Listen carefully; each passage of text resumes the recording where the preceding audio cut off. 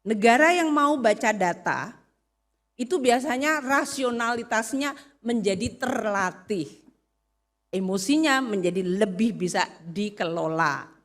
Orang yang nggak bisa baca data mudah sekali diprovokasi. Ucapan Menteri Keuangan Sri Mulyani peringatkan agar tidak memilih pemimpin yang emosional dan tidak mau baca data kembali menjadi sorotan. Hal itu imbas pernyataan calon presiden nomor urut 2 Prabowo Subianto saat debat ketiga pemilihan presiden yang menyebut banyaknya anggaran Kementerian Pertahanan yang tidak disetujui oleh Kementerian Keuangan. Ucapan Menteri Keuangan Sri Mulyani sudah lama ia lontarkan tepatnya pada 20 Juli 2023 lalu. Adapun Sri Mulyani menyampaikan pernyataan itu dalam Indonesia Data and Economics Conference Kata Data 2023 di Hotel Kempinski, Jakarta pada Kamis 20 Juli 2023 silam.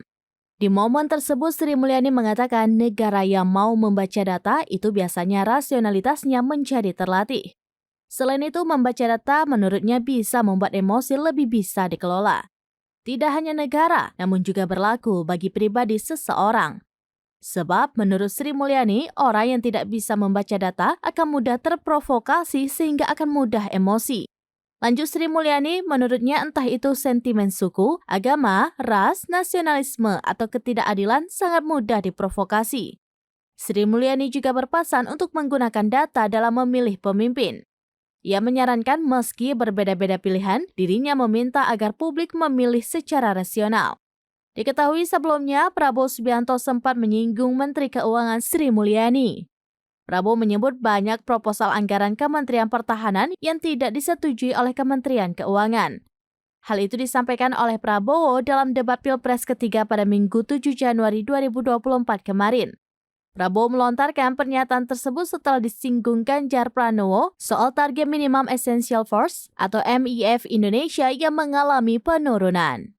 Negara yang mau baca data itu biasanya rasionalitasnya menjadi terlatih. Emosinya menjadi lebih bisa dikelola. Orang yang nggak bisa baca data mudah sekali diprovokasi. Kasih sedikit, dikilik-kilik, emosi. Mengilik emosi itu gampang banget.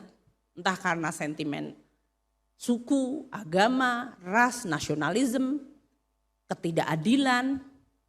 Itu very easy to provoke. Dan once Anda masuk di dalam perangkap emosi, ya sama seperti kehidupan sehari-hari. Kalau Anda tiap hari emosi terus, orang juga ngelihat kalian udah ogah gitu. Ini manusia kayaknya labil banget sih, gitu.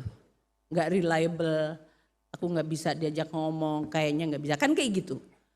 Kalau satu orang aja udah bikin sakit perut, apalagi seluruh negara dibikin emosi.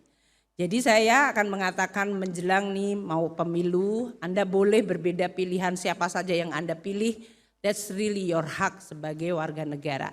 Tapi gunakan secara rasional, baca data, baca statement, lihat dan pilih path mana Indonesia mau ke depan.